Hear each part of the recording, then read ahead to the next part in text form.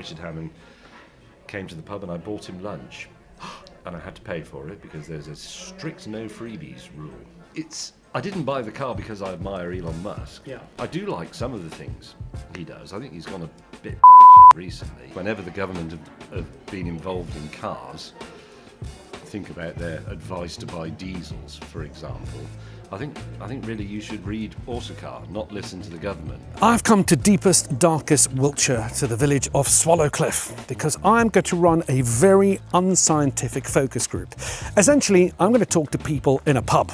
This pub, in fact, the Royal Oak. It's not just any pub. It belongs to a very famous friend of the show, I can call him that, Mr. James May, who co-owns this pub. He's going to be here, he will speak to us, and we're going to see if, by speaking to some of his customers in here, we can get a feel of what Britain is really thinking and feeling. Come with me. Why this pub in Wiltshire? Well, okay, the motives look very philanthropic, but they're entirely selfish. We have a small cottage just around the corner in the next village, and we always like to come into this pub. It's the nearest one. It's within walking distance. You can walk on the road or you can walk over the hill from our house.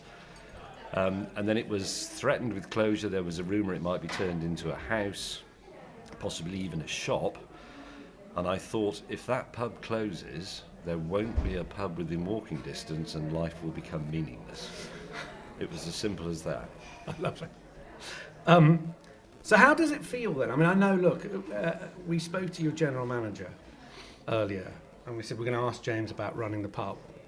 And he said, you're going to ask James about running the pub? I don't run it. But what does it feel like, having a pub, being an employer, there are people working for you, all that kind of stuff? Do you think about all that? I do think about it a bit, and then I stop thinking about it because I don't really like the thought that I am an employer, technically, because I'm the part owner of this pub. The running of the pub is entirely down to Chris and all the other lovely people here. I don't really get involved in that. When I make suggestions, they go, yes, James, that's interesting. Then as soon as I've gone out of the door, they completely ignore it. As they should, because I don't really know anything about running pubs. I know about going to pubs. Sorry, what was your original question? Just how do you feel to be an employer? I don't like being an employer. I do like the thought of part owning a pub. It's a nice feeling because I think it's a fantasy a lot of us have. A lot of people believe they could run a pub brilliantly. The truth is most people couldn't. It's extremely difficult and you need to be very dedicated. It's hard work and it's exhausting and all the rest of it. But to be able to say, oh yeah, I've got a pub in Wiltshire, it makes me feel quite smug. You talked about, preferring, from what I'm getting you prefer being in the pub than running the pub, which Yes. I can understand. Speaking of being in the pub, we had the news not so long ago that pints have gone up. The price Yes. of drinking keeps going up. So, firstly, as a punter, how do you feel about that? Well, unhappy, because I'd much rather the price went down. The strange thing, beer is one of those things that I think, I'm 62 years old now, I think beer is expensive. And I don't remember it seeming expensive when I was in my 20s and fairly flat broke, to be honest. I'm with the best one in the world, I'm quite well off now, but quite a few things suddenly seem very expensive, like, it's everyday stuff, beer, petrol, bread, airline tickets. And I just think, why everything is so expensive? And maybe it is, or maybe that's just part of aging. I'd rather beer was cheaper. The big problem for pubs is that, as we all know, supermarkets can do 6 beers with a club card at £3 each, or £2 each, or whatever. So there's a great incentive to drink at home. But I think that's rather sad. The thing about coming to the pub is you're not just buying beer, you're buying the experience of being in here with other people. You can have food. Obviously, in the winter there's a nice fire going. In the summer there's a garden to sit in. That's what you're actually buying. It's not just beer or wine. Do you think it's an experience? it is an experience? And maybe, with the AI conversation that we're having, if AI gets to do everything, then the only thing we'll have left is experiences. So maybe pubs will thrive again. But as you see it now, I mean, look, I speak as a father of an 18-year-old daughter. The idea of a pub to her, like it was to possibly you and me, just doesn't exist. I know. I work with a lot of people in their early 20s, and they don't really go to pubs that much. Whereas they're expensive. Well, but also we went to pubs a lot when I was, in my late teens and 20s and 30s, because that was how you met people. That's how you got together with your mates. But there are many other ways to do that now, and there are many other ways to communicate because of social media, blah, blah, blah, all the things you've heard a million times before. So that, in that sense, that function of the pub has maybe diminished. But I still think it's very difficult to put yourself in the mind of a young person, but I'd still want to go to a pub because there's a bit of a party atmosphere in a pub that you don't necessarily get with Snapchat. Are you on Snapchat? Well, I was on it for a bit, but once Why are you? Yeah, Brave man. Once I'd put the flowery hat on my head and turned myself into a duck, I thought, well, I've done that now, and I just got bored with it. I like social media. I think it's a fascinating idea. I do Twitter. I've just tweeted a picture of the flowers in the pub garden, in fact, in the hope of encouraging people to come and see them. Well, you're very good on Twitter because it seems... We should call it X now, shouldn't we? It's been long enough. Nobody does. It seems to me, because you've been really great with your time, and every time we ask you to come on the show and talk about electric cars or whatever it might be, you've been very generous. And sometimes we'll tweet out stuff. And being, famous and sort of having a following, you get quite a lot of abuse on there. And how does that make you feel? You seem to deal with it very well. Well, I don't get that much abuse, I don't think, not compared with, politicians and sure, pundits. But some stuff, do you read it and go, oh, that's a bit much? Yeah, I do actually, and occasionally I'm foolish enough to respond, but generally you shouldn't. That's feeding the trolls and all that stuff. I think it's part and parcel of being on social media, especially if you've got a decent following. You have to expect a certain amount of abuse. So you just... Do you just ignore it? Does it ever sting? Yeah, sometimes.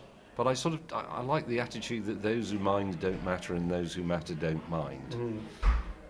I mean, social media is an amazing thing, but it isn't actually society. It's not the real world. No. My mates are more important. Really. Do you think there's more that we should be doing on that? In the sense that there are people who are urging, you should be free to say anything you want, and any sort of curbing of those freedoms is our freedom of speech has been taken away. Yes. I tend towards the absolute freedom. Even if it means abuse, because the great thing about, say, X, is that it is open to everybody, theoretically anyway, obviously as long as people are equipped with what I think are called internet-enabled devices. So if someone is being, and I've seen a bit of this on my feed, if someone's being hideously racist or ageist or something like that, then it's better that we hear them and that the rest of us shut it down. Because it is, even though I've just said it's not actually society, it is social media, and it's a social responsibility. I think if we try to put in place rules that shut people up, it doesn't actually make it go away, it just puts it behind a curtain, which may not be entirely safe. Yeah, you're sort of sweeping it under the carpet, perhaps. Yes. I mean, that's a very easy attitude to take when you haven't been the victim of extreme racial abuse, and I haven't. I know, certain famous footballers have and so on, and it must be really, really unpleasant. But maybe it's the duty of the rest of us to step in on their behalf when we see that sort of thing happening and shut it down or ridicule it, which is, what comedians do. If you there is a case for making jokes about racism because you make the whole business laughable and ridicule it, and then it withers. Listen, I'm going to use a very tenuous link there, as I'm meant to do in my job as an interviewer, and go This has got very serious, by the way. I thought we were going to talk about roast chicken. Do you want to talk about roast chicken? Well, no, actually, not particularly. But I'm going to use the fact that there's social media, Mr. Elon Musk, and Tesla and electric cars. Now, speaking of which, look, I don't know whether this will make the cut, but we've been sitting here having lunch going, what car is James going to show up in? I've come in the Tesla. You've come in a Tesla. How do you feel now being a Tesla driver post Elon Musk's Doge? Yes. It's Is it an issue? It's not a massive issue. I can't remember a time when your choice of car was this politicised in all the years I've been talking and writing about them. So it is quite remarkable. I haven't been pursued by a torch-wielding mob or dragged out of my cars to the gallows or anything like that. Do people let you out in junctions? Well, no, nobody does that. I mean, I don't think it's got anything to do with... Sorry, the phone made a noise. I didn't buy the car because I admire Elon Musk. Yeah. I do like some of the things he does. I think he's gone a bit batshit recently. But I really bought it because I wanted to be part of the experiment. I think there's a duty to do that if you're a car commentator and a car enthusiast. And if anything, it's more of a nod to his engineers rather than to him, because they have done some quite remarkable stuff. They've done some very silly stuff as well, but that's what makes the car interesting. You know, there's stuff to talk about. Seeing where he's ended up politically, would you buy one now if you didn't have one? I've asked myself that very question a week or so ago because I was driving another electric car, a Polestar, and I thought, well, if I had this window again, would I maybe go for a Polestar? And I might, to be brutally honest. It might sway my opinion slightly. I mean, look, Tesla Model Y, I still think is a nicer car. But They get a lot of things right, Tesla. Yeah. But they get a few things badly wrong as well. Certain aspects of the touch screen and that silly indicator button on the steering wheel. I mean, that's just people trying to be clever, I think, and it doesn't work. The Polestar had this as well, opening the glove box through the screen. Come on, we'll just put a button on the glove box. Yeah, exactly. For God's sake. And having a voice command for fold the mirrors, which still takes a second and a half to react, and that's an eternity when you're going through your narrow garage door or whatever. Yeah, I've just been writing about this in the Sunday Times. There's a lot of stuff in cars that is there because it can be, and because somebody who does coding for a living needs something to do. What's the price of the pint like, James? He says as he's downed one. Well, no, that's a very weighty question, because having bought half the pub, but there's no, I mean, it's not a financially astute thing to do. I've never taken any money out of it. Neither has my colleague Simon. I have it for the pleasure of owning it. So in reality, I've just bought a very expensive round. That's all it is. And in fact, the thing about not taking any money out of it, I'm not trying to sound sanctimonious, but it's quite relevant, because Chris, the manager, who I think you're going to talk to in a bit, you know, he was showing me the profit and loss sheets and the expenses and so on, and things have gone up, like insurance, energy, you know, the ingredients prices have been going up and so on. And he was saying he's very experienced at running pubs, especially pubs tied to breweries. He said, this is now a very popular pub, and on the face of it, it's doing quite well. But if it had to give money back to a brewery, or it effectively had to pay a dividend to investors or owners, that would push it over the edge. It's that critical. So you're basically sort of standing still with the pub? Yes. Yeah. The business term is, I think it wipes its own face. Yeah. Do you? Can I ask a question? When you yeah. come here and drink, do you pay for your drinks? Yes.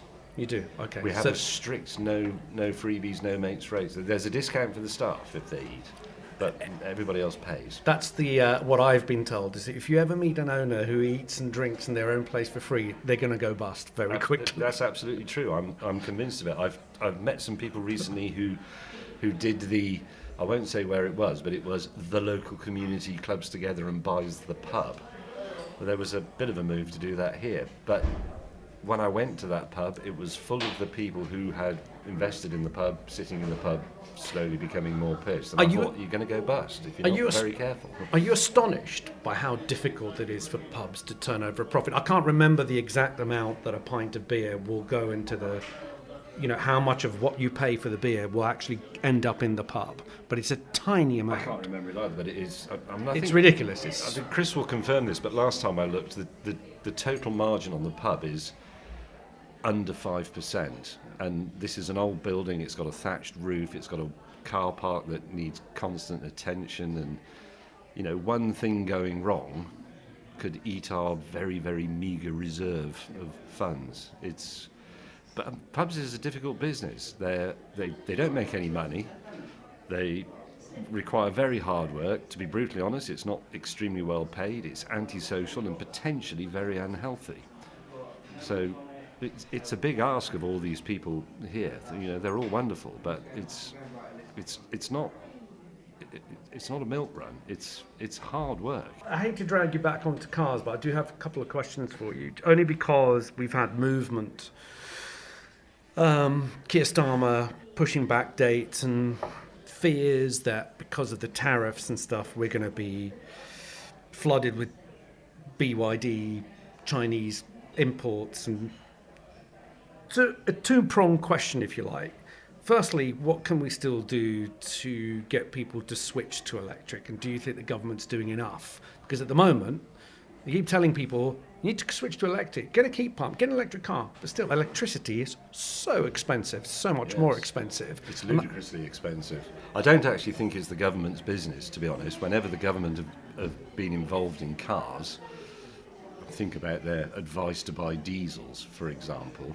I think really you should read Autocar, not listen to the government. And there's a case for the incentives that were on the earlier electric cars, like when I bought one in 2014, a nominal £5,000 discount. It's actually money going to the manufacturer because the costs of production are so great, but they make it look like you're getting £5,000 off a car that's still twice as expensive as its petrol equivalent. So I do actually take a bit of a market-driven view of this. Make electric cars good enough and people will buy them anyway. I think that's happening to some extent, but there are still shortcomings. I still think that ultimately the battery technology isn't quite good enough yet. The batteries are too big, too heavy, too expensive. They use too many expensive and rare materials, and they still take too long to charge. So, seeing as you've passed the test of competency by having a pub that's still open after you've taken it over, Yes. if I was to put you in charge of transport, and particularly that sort of switch over, the cut of 2030, 2035, what would be James May's plan? Oh, God. I haven't had a chance to think about that, but I think So what position are you giving me here? Am I... Which one do you want, James? No, just I'll be Prime Minister of everything. like if the government came to you and said, James, this electric car thing's not working for us. How do we get more people to buy into it? How do we avoid the culture war that surrounds electric cars sometimes? What would you say? I would say don't interfere with it and leave it up to the manufacturers to tempt us into electric cars by making them brilliant. And in some ways they are brilliant. I mean, I find, putting aside the slight inconvenience of charging and so on if you're on a long journey, most of my journeys are between here and London. It's 100 miles. I can charge at both ends. I'm not a very good advert for the electric car because I'm in a very privileged position. I understand that. But despite all that, they are easy to drive. They're very refined and sophisticated. They're also very polite. I often have to leave my village very early in the morning, and you want to be in an electric car. You don't want to be in a barking Ferrari or anything like that. And are you concerned at all about this whole idea, we're going to be flooded with Chinese cars, particularly because of the recent Trump tariffs? Is there anything wrong with Chinese cars? No, not really. I mean, even without the whole Trump tariff thing, we'd eventually end up flooded with Chinese cars in the same way that we ended up being flooded with Japanese cars and then Korean cars. Frankly, it's their turn. Now look, we've got to talk about, you're going on tour. Am I? Oh, yes, sorry. James, Sorry, you I are thought going were on talking tour. I thought you were talking about in my electric car. No, I'm doing my No. Explorers tour. Yes. Yes. So That's what I was talking about this morning on my. But you're big going Zoom. like on a proper big. You don't do small things, do you? Like it's a big tour again. It's quite a big tour. Well, it You're going starts to Australia, New Zealand. It starts in Australia, New Zealand, Singapore. Then there's a bit of a break. Then it will come back to Britain, and we do a few London theatres, and then regional ones, and all that stuff. We're still working on the content. It's a very complicated subject, and an enormous one. So we're having to. How would you put it? We're having to cherry pick, I suppose, explorers and explorers' stories. The thing is, Setting a high bar. yes, but it's a piece of entertainment. Right. It's not a lecture. I was going to say, what is it? Well, it's me.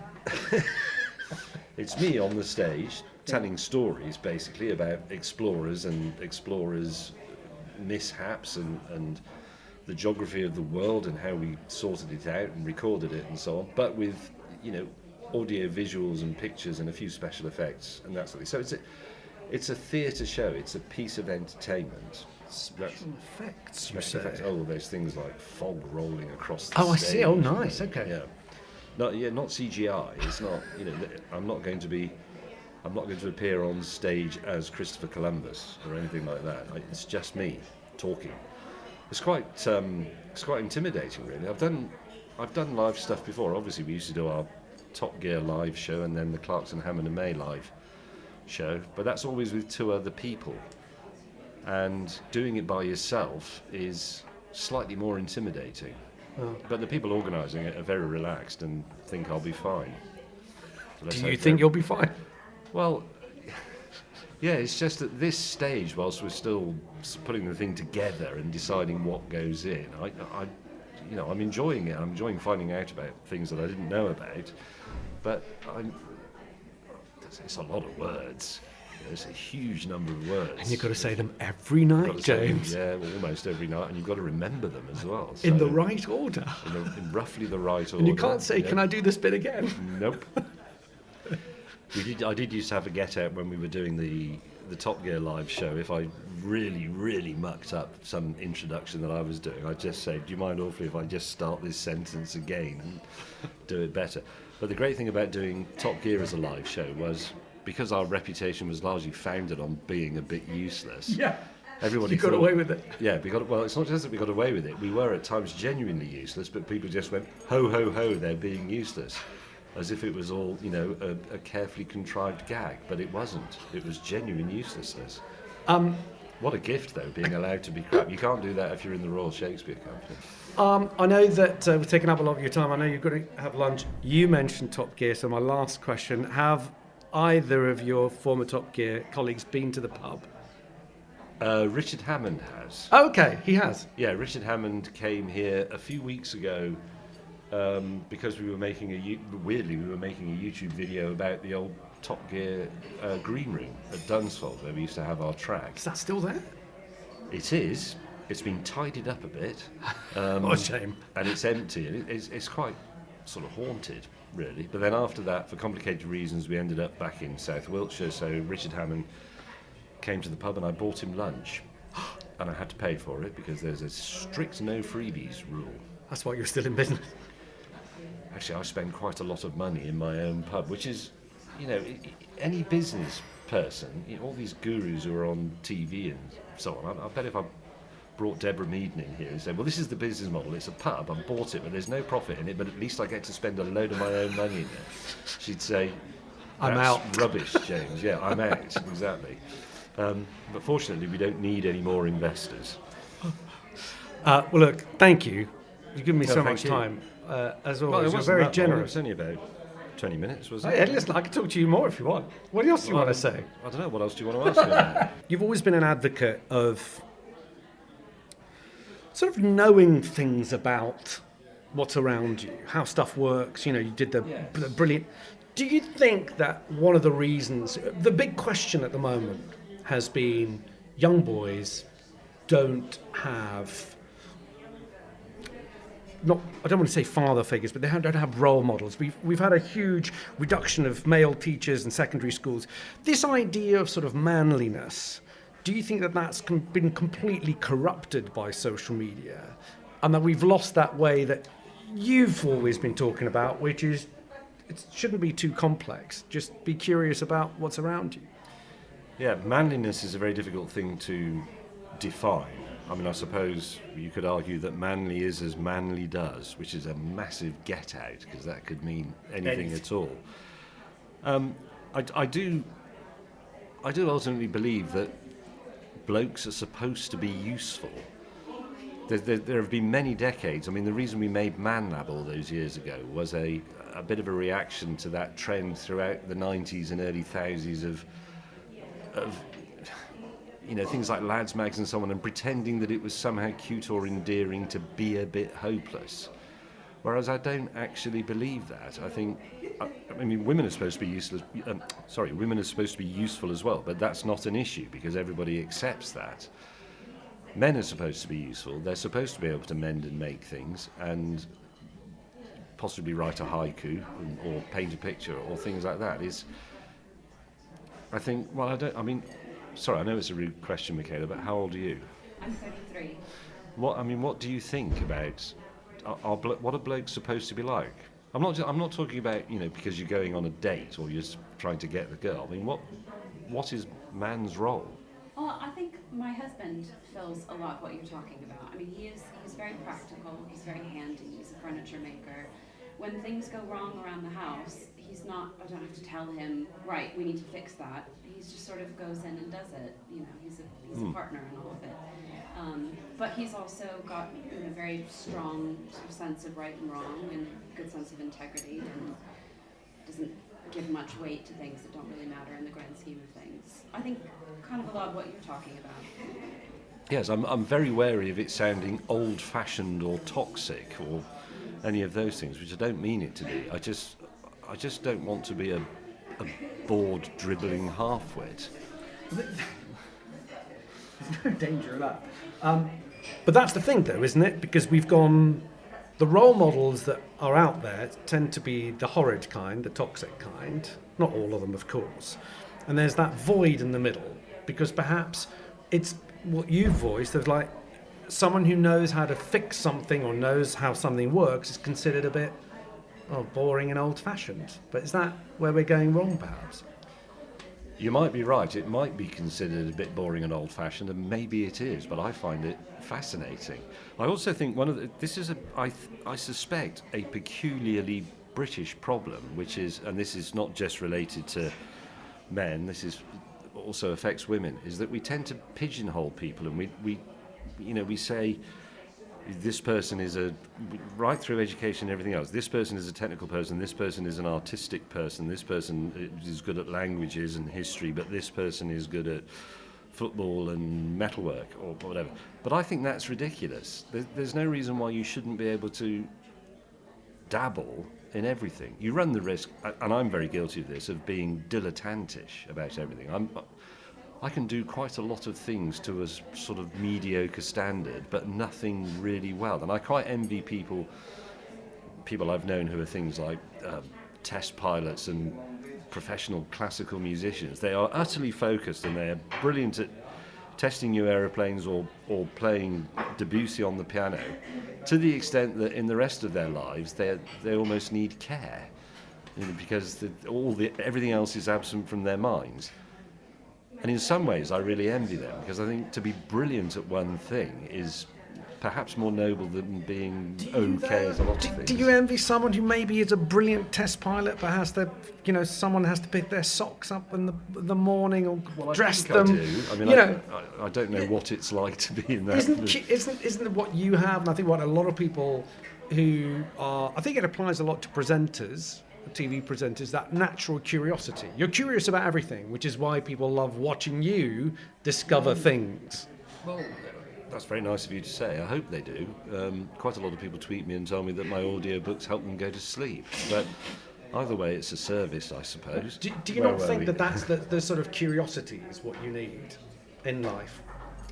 Yes, I think Yeah, curiosity. Maybe curiosity takes a different form for youngsters these days. When I was in my early teens and so on, I read books. I liked trying to make things. I liked building bicycles out of bits. I liked trying to play musical instruments, that sort of thing. But that was fairly common. I had a lot of mates who did that sort of stuff. Maybe curiosity takes a different form now. Maybe it's about things like social media, politics. I mean, young people are much better informed about that sort of thing than I was. Maybe it's, maybe the things that I think are really valuable as life skills and as a way of arranging your brain. So, using woodworking tools or being able to read an engineering drawing. Maybe that's been replaced by understanding coding, which I know virtually nothing about. God, I wouldn't know where to begin. Are you one of those people who looks at the younger generation and thinks that there's quite a lot of debates on whether the Gen Z is a sort of lazy, spend all their money on avocados, all those stereotypes that come out. The reason they can't all afford a house is because they just, love avocado and toast so much and sort of coffees. Do you look at their youth and go, they have it easier or harder than when you were growing up? Oh, to be honest, I think they have it harder. I think the reason that young people aren't buying houses is because they've simply become unaffordable. And I suspect that housing is very expensive because it is artificially kept that way by people in whose interests it is. For a lot of people, it's their pension. Their house. Yes, but should it be? I mean, a house is actually somewhere to live. It's not an investment. I sometimes think and I would say this because I own my house outright, obviously, and I'm now quite old, but I sometimes think a massive property crash would be painful for a bit, but in the long term it would do us a lot of good. I'm speaking as an expert economist, obviously. Just one of those things that you know very little about, but haven't mastered. Very little is generous. It's nothing. But the avocado and the expensive lattes and things, that does slightly amaze me because we didn't do that. But then it wasn't available. There wasn't a big... I mean, I don't drink coffee anyway, but there wasn't a big coffee culture when I was 18 or 20. It does seem very expensive to me to be buying those. How much do those big coffees cost? £5 or something like that? Yeah. I don't really know how much avocados cost. How much You're not an avocado eater. Yes, I'm just not a buyer. Well, they're £1, £5. I haven't brought £20. £20. No, I don't know. How much? I Get 2 avocados at Morrison's for £2, £5, There you go. something like that. destroying the environment, though. And they're quite filling, so that's reasonable value and probably quite healthy, aren't they? I look at the younger generation. I kind of think I didn't have to deal sort of mentally with some of the stuff that they've had to deal with, like. As you said, politics. They're into politics. Yeah. Let's not even touch on the whole trans debate. All those things that they have to. Like my daughter has had to form opinions. She's only 18. I didn't have to think about any of that stuff. I was just thinking about other things. Pubs and girls. Pubs and girls. Yeah. No, you're right. They do. That's what I was meaning about them being better informed. And I don't really buy the idea that the younger generations are somehow feckless and useless, because every generation says that about every succeeding generation, and in time we all believe we had the same childhood. Like, so when I was young, my dad would say, oh, you're really lucky to have this, this and this, and we never had that. But now if I talk to my dad, I'm 62 and he's 88, we sort of believe we had the same childhood, and I suspect that's always happened. And I get a bit annoyed when I hear older people saying young people need to be, they need lessons. A few years ago, they was talking about lessons in grit, and then they go on about how we must get young people interested in, I don't know, Morris dancing or bell ringing, because otherwise it will disappear. I think, well, if it disappears, it's because no one's interested, and if no one's interested, it doesn't matter. I actually think the kids are all right. I think they will be okay. Because people moaned about my generation when we were kids, and we largely turned out okay. The world's still functioning, and all our systems and administration still works. There's food on the table. electricity to the traffic lights. We've got two 30-year-olds behind the mics here, grinning inanely because of that. One pub. Any designs for an empire of pubs? No, I was offered another one. Actually. I see. Not very far away. It's disused, and let's be honest, there's probably a good reason for that. And then some people said, well, why don't you put some money, we'll get some more money and we'll put it in, we'll make it more like a steakhouse. And then I just thought, I don't know. I don't want to be a pub magnate. I just want to be able to come to this pub. What would be the chain name? James May. Have you been to a James May pub before? I don't know. Like the Harvester advert. Have you eaten a Harvester Yes. before? Do they still say that? I don't know. The Harvester still exists? I think there's sort of one off a roundabout somewhere. They were always off roundabouts. Yeah. You must have had some dodgy off-side of the road meals or Oh, pubs. bloody millions all over the world, yeah. A Little Chef. I used to be secretly rather fond of Little Chef. What, the Heston Blumenthal one? No, pre-Heston Blumenthal. I think he added extra words rather than extra food. But I used to like the Magnificent Seven Burger when I was a much younger man, and the Olympic breakfast. Oh my God. Little Chef used to be very big in this area. When you got to the West Country of England, there are very few sort of McDonald's and things down here. And if you go back 15, 20 years, you were in hot Little Chef territory. They were all over the place. You must have been asked this 100 times. Have you got a favourite service station? Yes. Oh my goodness. Have you? Yeah, I think so. Because it's the one I visit most regularly, Okay. but because it's on a regular route. But it's Marks and Spencer's. It's also a petrol station and what have you, off the A303 just after you join it from the M3. What's so special about it? Well, it's not too big.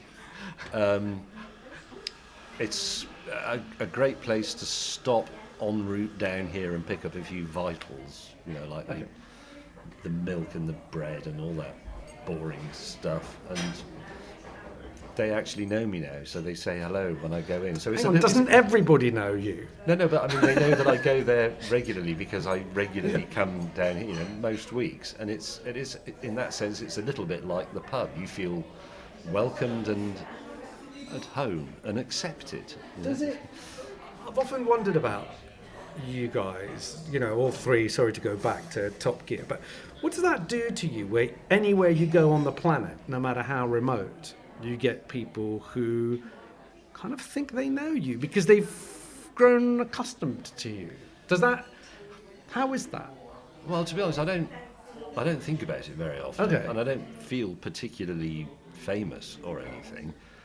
But there have been moments like, out on a truck road through Iraq, I think we were in, where we stopped at a little roadside, what in Britain would be a burger van, but it wasn't a burger van, obviously. It was more sort of falafel and stuff. And there was a bloke in there, and I thought, I'm going to go and have a roadside snack and see what it's like. And when I went up to his little hatch thing, he said, "Welcome in my country, Mr. Slowly." And I thought, that's incredible. I'm thousands of miles away, and this bloke knows who I am. And I thought it was rather moving, actually. Very nice falafel as well, actually. I'd love to recommend it, but I can't remember exactly where it was. Three clicks northeast of Basra. It really was in the middle of nowhere. It was a dusty truck haul route, and it was only a tiny little thing. It wasn't much bigger than a regular caravan, but full of snacks and stuff. It was great. But anyway, back to your original question, because I've wandered off again. I don't really think about being famous, and most people are actually extremely pleasant. You only get the odd one who hurls abuse. Really? I mean, I would think because people are fans rather than you don't not something controversial. But are you one of those people who sort of is always happy to be approached by people? Or? Yeah, I don't mind. I think that was always part of the job. That's part of the deal. Because there are people who kind of get annoyed and say, "Well, look, this is my private time." Yes, there probably are. But people aren't coming and asking for a selfie while I'm in the bath or anything. It tends to be while I'm going around the shops, in which case I think that's fair game. Right, next time you have a bath time. Right. Oh, I'm being told I need to wrap it up now. And the dogs come. Do you have a dog? I don't have a dog. I Okay. had a cat until last week, but he died unfortunately rather Oh, no. suddenly. I want a dog. I like dogs and cats, which I know isn't technically allowed. You're not supposed to Yeah, like you both. can. I like dogs and cats. Yeah, but a lot of people say, "Are you a dog person or a cat person?" I think, well, I can. What's wrong with this world? Yeah, that is one of the things that again you have to be polarized. But I think my life is a little bit too erratic for a dog. I don't think it would be fair on the dog because they are quite needy. I can't see you with a little chihuahua in a bag because No, that you could take with you. Well, yes, but I think I think that when you get a cat or a dog, they tend to find you. I mean, and in fact, that's the way it should be. So one day I will, for some reason, I don't know, maybe because I watch a lot of animal rescue videos on YouTube, I'll be in a rehoming centre and there will be a dog and I'll just know it's my dog, which is how I ended up with the cat. I knew that was... Where did my you cat. rescue it from? From a cat rescue centre in... where was it? Virginia Waters, I think. I had a cat before that who died. He was a present from Richard Hammond's wife. And he was great. He was quite a character. I hadn't particularly wanted one, even though we had cats and dogs when I was a kid. But she gave him to me. And we had him for quite a long time, but then he died, unfortunately. And then we forgot about it. And then one day we just suddenly thought, wouldn't it be nice to have a cat again? So Once you have a pet, I don't think you can go back. it's very difficult not to have. The other cat, we ended up with 2 cats, and the other one is still fat and fine. But that is technically Sarah's cat. The slightly fluffier, scruffier one was mine, because apparently you get the cat or dog you desire. If you could use one word to describe Donald Trump, expletives do count. Probably best not to. But one word to describe Donald Trump, what would it be, Steve? Fake. Mandy? I've got 2 words, genius or madman. Genius or madman? Buffoon. Patriot. Unpredictable. Interesting. Interesting mix there. So in a question of what Keir Starmer does next, particularly what we've seen with Donald Trump and the tariffs, and the tariffs have gone back. Do you think Keir Starmer needs to align this country closer with the EU, which is our biggest trading bloc partner, or the US, which, as you said, was the description for Donald Trump was unpredictable? In fact, I'll ask that question again, just make it shorter. So, should the UK get closer to the EU? Should the UK get closer to the EU or the US? I think Starmer wants to jump into bed with the USA, which is, I think, the mistake in the EU is where we should be. You think the EU, Steve? Nigel? US. The US. Go with the US. Yeah. Mandy? EU. Judy? I don't know. I really don't know, because there's benefits from being associated with both sides, but I really don't know which one he should go with. Barry?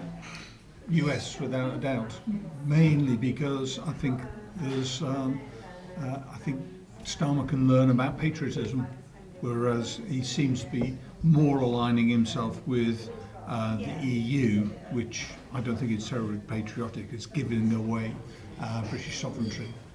Okay. And he's going down that route.